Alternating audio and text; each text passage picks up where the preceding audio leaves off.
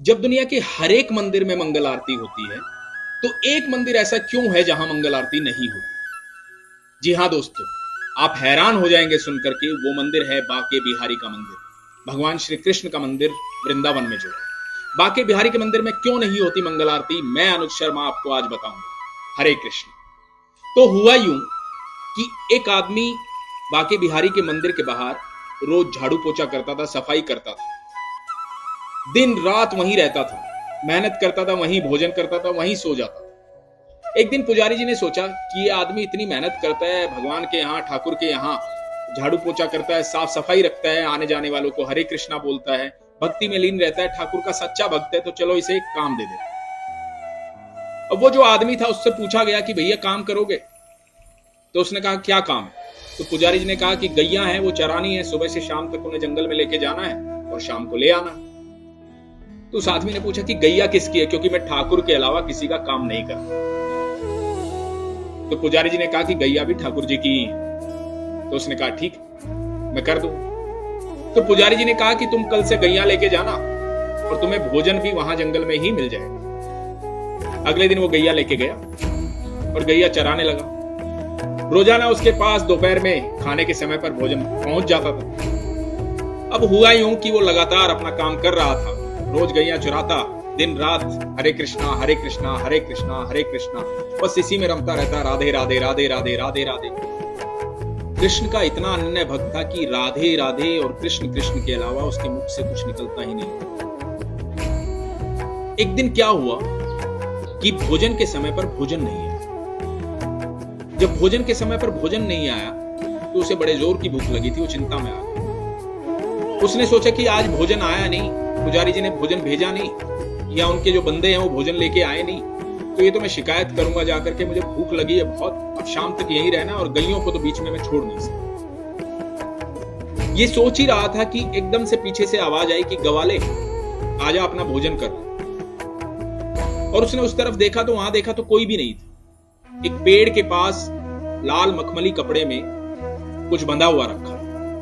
वो गवाला वहां गया, उसने जाके देखा कि वहां तो भोजन रखा हुआ है। उसने उस कपड़े को खोला, भोजन देखा तो भोजन मतलब 56 भोग, तरह तरह का भोजन। तो गवाले ने मन ही मन कहा कि आज भोजन बहुत ज्यादा बना है और अलग अलग तरह के पकवान बने हैं, तो बनाने में थोड़ा समय लग गया, शायद इसलिए देरी से आया।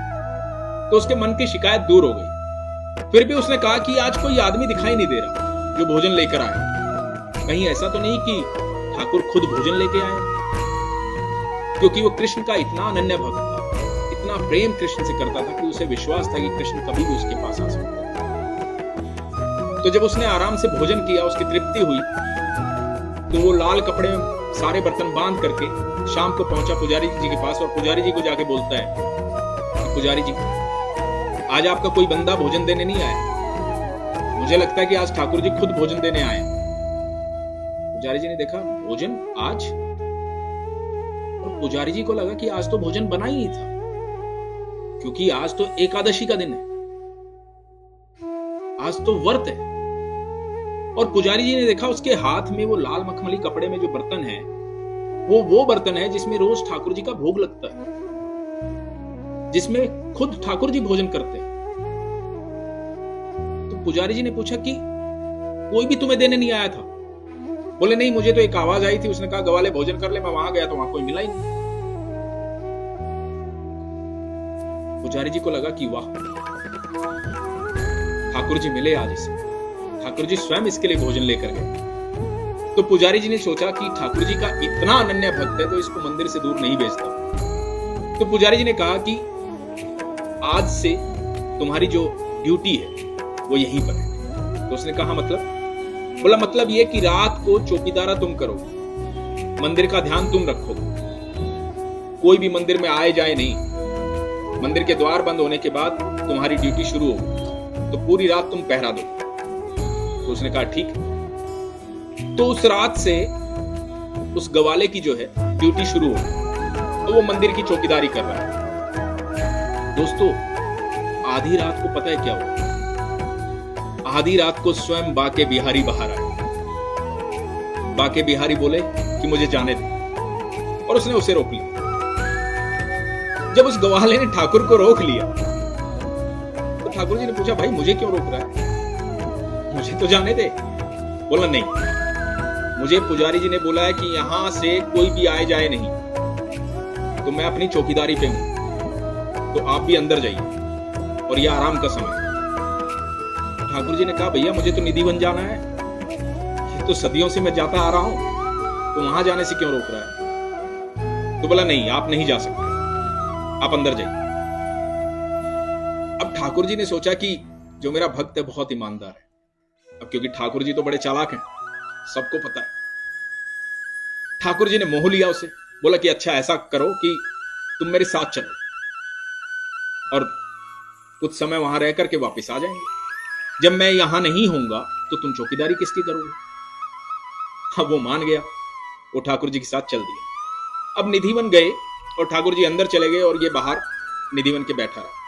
सुबह होने वाली थी, इसे चिंता हो रही थी कि ठाकुर जी अभी मंदिर वापस नहीं गए तो पुजारी जी आने वाले होंगे, मंगल आरती का समय होने वाला। तो ये आवाज देने लगा, तुरंत ठाकुर जी आए। ठाकुर जी बोले, इतनी आवाजें क्यों दे रहा है भाई, समय हुआ, चल चलते हैं। और ठाकुर जी इसके साथ वापस मंदिर आ गए। अब ठाकुर जी मंदिर आकर के मंदिर के अंदर चले गए, ये बाहर पहरा देने लगे। कुछ ही देर बाद पुजारी जी कुछ लोगों के साथ वहां आए, मंगल आरती का समय था। तो पुजारी जी अंदर जाने लगे तो इसने पुजारी जी को रोक दिया कि रुकिए, आपको अंदर नहीं जाना है अभी। तो पुजारी जी ने कहा क्यों। तो इसने कहा कि देखिए अभी नहीं जाना है। तो पुजारी जी ने कहा, भाई मंगल आरती का समय हो रहा है, मुझे अंदर जाने दो। बोला नहीं, अब मैं आपको बता ही देता हूं। रात को ठाकुर जी बाहर आए थे, मेरे को लेके निधिवन चले गए, वहां अंदर जाकर के सारी रात रास किया उन्होंने, अभी अभी आए थोड़ी देर पहले। भैया थोड़ा आराम करने दो उन्हें, सारी रात के जागे हुए, तो अभी आप बैठिए। अब पुजारी जी को लगा कि भाई इस आदमी को ठाकुर जी दिख सकते हैं, इसका भोजन लेके आए थे और ये कह रहा है कि कल रात को ठाकुर जी आए थे, तो इसकी बात माननी पड़ेगी। यकीन मानिएगा दोस्तों, पुजारी जी सब लोगों के साथ वहीं बैठ गए और सुबह हो गई। जब धूप निकल आई, सूर्य अपने प्रकाश पर आया, तब पुजारी जी ने इशारा किया कि अब। तो उसने कहा हाँ, अब थोड़ी नींद पूरी हो गई है, आप जाके पूजा कर सकते हैं। तब से लेकर आज तक कभी बांके बिहारी के मंदिर में मंगल आरती नहीं होती। सिर्फ एक दिन मंगल आरती होती है, वो है जन्माष्टमी का दिन, बाकी कभी मंगल आरती नहीं होती, क्योंकि वहां का एक समय है 9 बजे से 12 बजे सुबह वहां दर्शन होते हैं। तो ये है करिश्मा ठाकुर जी का, बांके बिहारी का। बांके बिहारी कभी भी अपने भक्तों के पास कभी भी आ सकते हैं, आपका विश्वास है तो वो कभी भी आ सकते हैं, वो बिल्कुल जीवंत हैं। ये वृतांत है उनका, उन्होंने गीता में भी कहा है, उन्होंने अपने बातों में भी कई बार कहा है कि वो कहीं भी हो ना हो, लेकिन वो वृंदावन में जरूर हो। तो आप जब भी बांके बिहारी को दिल से याद करेंगे वो आपको मिलने जरूर आएंगे। हरे कृष्ण।